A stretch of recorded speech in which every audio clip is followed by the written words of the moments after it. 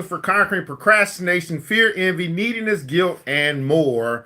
Holding it all in. Shakespeare says this, and I quote: "Give sorrow words. The grief that does not speak whispers the overfraught heart and bids it break." Wow, Shakespeare. Give sorrow words. The grief that does not speak whispers the overfraught heart and bids it break.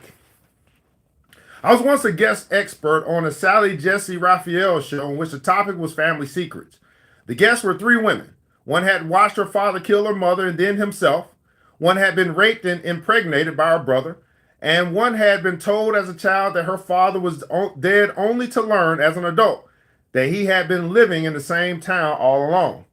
I admired the courage it took these people to tell their stories to millions of strangers. Off camera, I remarked that it must have been hard to get them to show I was mistaken. They had actually written to request an appearance. They weren't merely attention seekers. They desperately needed to purge themselves of secrets they had been carrying around for years, and they chose this show because they perceived Sally as trustworthy and her faceless viewers as no discernible threat.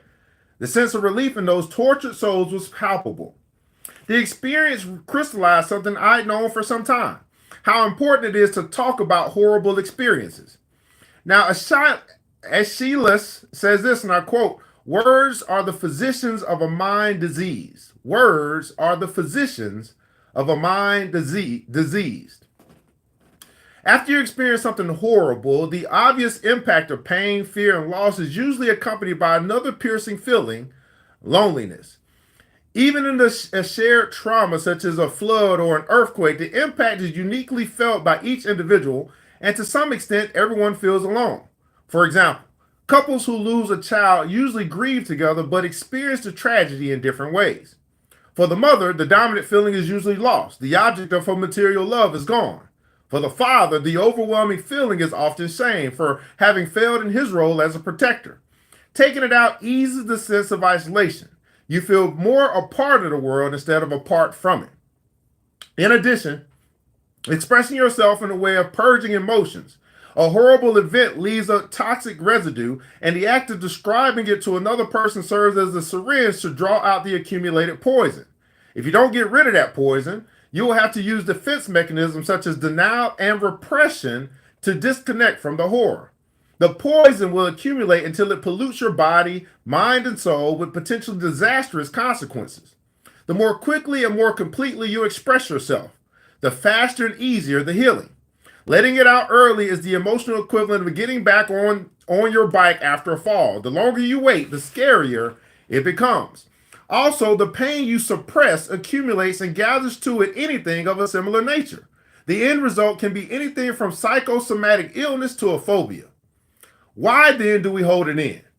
Like all self-defeating behavior, it seems the more expedient choice. For one thing, we fear that letting it out will be overwhelming. After all, every time the memory pops into mind, we feel pain, not relief. We assume that telling it to others will make matters worse. We're also afraid that if we unburden ourselves to the wrong person, we won't feel soothed at all. Rather, we'll only burden them and turn them off. Our feelings might be disregarded or trivialized, and will be made to feel foolish. Another reason we hold our feelings in is that we are afraid we won't be able to stop at just remembering the pain, but we'll relive it and become overwhelmed. As a therapist, I ask specific questions to encourage patients to describe terrible events in detail. What color was it? How loud were the sounds? Was it cold in the room? Could you smell something?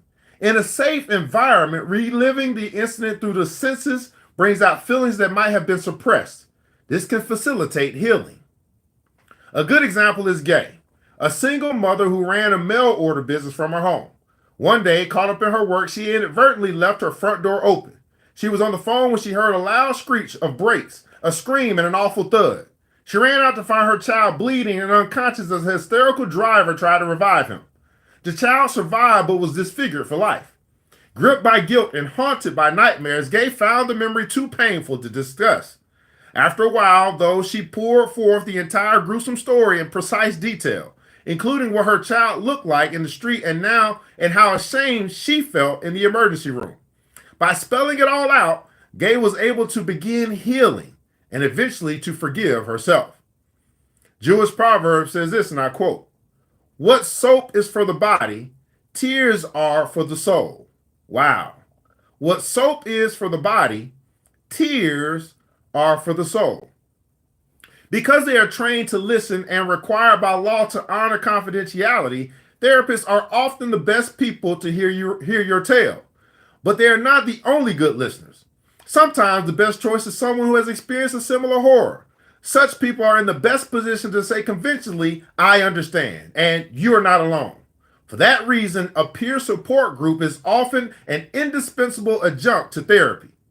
Whatever their relation to you, good listeners have certain traits in common. They listen closely and patiently, without tuning you out. They accept your feelings without dismissing or trivializing them, and perhaps more important, they are wise enough to validate that what you experienced was in fact horrible. It is not enough merely to think about a terrible memory or vent your feelings to an indifferent ear. You cannot heal until you feel. You cannot feel until it is safe. And you cannot feel safe unless someone is willing to listen until the pain subsides. Here's our usable insight. Having the horror heard helps to heal the hurt. Wow. Having the horror heard helps to heal the hurt. Let me repeat this one more time. Having the horror heard helps to heal the hurt. Wow, Ava said an escort is a good listener too, and you pay less than yeah, I agree. Taking action. Here's some steps for you. 4 points. Point 1, find an empathetic person with whom you feel free to share your story. Find an empathetic person with whom you feel free, keyword free, to share your story.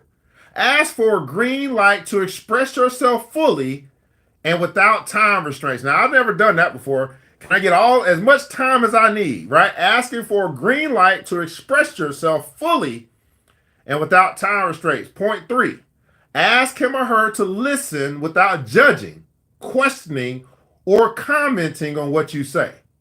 Ask him or her to listen without judging, questioning, or commenting on what you say. And point 4, describe your experience in as much detail as you can recall, including sights, sounds, tastes, smells, and most of all, feelings. Wow, get out of your own way, holding it all in, overcoming self-defeating behavior. Practical lessons for conquering procrastination, fear, envy, neediness, guilt, and more from authors Mark Goulston, MD, and Philip Goulston.